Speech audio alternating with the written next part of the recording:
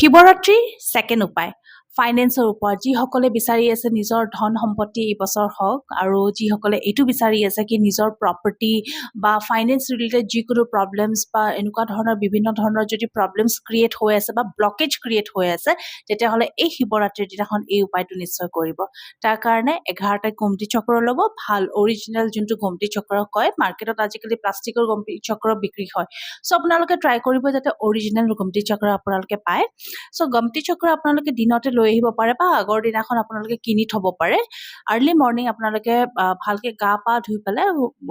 গমতি চক্ৰখিনি গোটেইখিনি আপোনালোকে পঞ্চমৃতত তিয়াই থ'ব অকণমান আৰু পঞ্চমৃত বহুত ইজি বনাবৰ কাৰণে বনাই পেলাই আপোনালোকে গমতি চক্ৰখিনি ধুই ভালকে ৰেডি কৰি থ'ব তাৰপাছত কি কৰিব হাফ এন আৱাৰ পিছত পঞ্চমৃতৰ পৰা ওলাই পেলাই আপোনালোকে গমতি চক্ৰখিনি গংগা জলত ধুই পেলাই শুকাই ল'ব তাৰপিছত তাতে আপোনালোকে ৰঙা সেন্দুৰ আৰু চন্দনেদি এটা লেপ বনাই পেলাই তাতে ওপৰত আপোনালোকে টিকা কৰিব মানে ফুট দিব এটা এটা গমতি চক্ৰত আৰু তাতে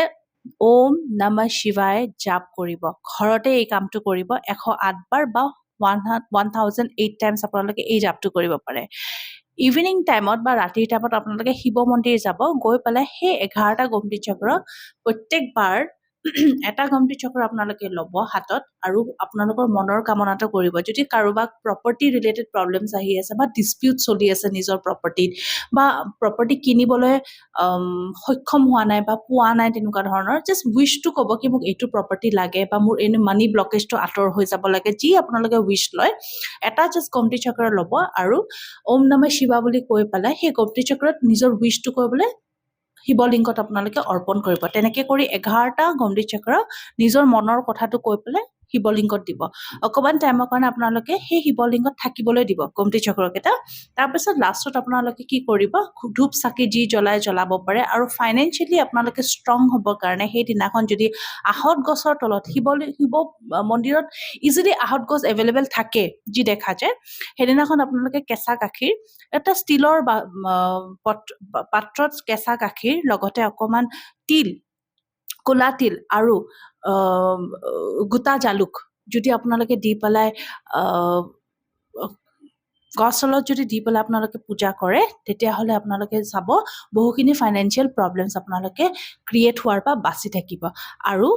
সেইখিনি কাম কৰাৰ পিছত গমতি চক্ৰকেইটা আপোনালোকে ৰঙা কাপোৰত বান্ধি পেলাই ওম নমঃ শিৱা জাপ কৰি পেলাই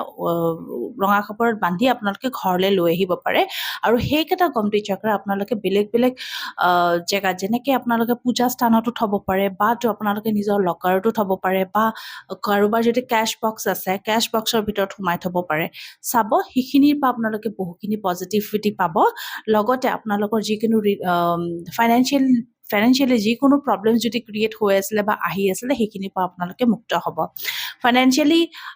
প্ৰব্লেমছবোৰ আমাৰ বহুখিনি চিন্তা ভাৱনাৰ কাৰণেও হয় আৰু চিন্তা ভাৱনাৰ কাৰণে আপোনালোকে সেইদিনাখন মেডিটেশ্যনছ বহুতখিনি কৰিব পাৰে গোটেই ৰাতি মেডিটেশ্যন কৰি থাকিব পাৰে গোটেই ৰাতি আপোনালোকে একো কথা মানে ফোন ইউজ নকৰাকৈ কোনোবা এটা কোণাতো যদি আপোনালোকে মনে মনে বহি থাকে সেইটো এটা বহুত ডাঙৰ মেডিটেশ্যন হয় চ' সেইদিনাখন এই উপায়টো কৰিব নিশ্চয় আপোনালোকে বহুখিনি ফল পাব ধন্যবাদ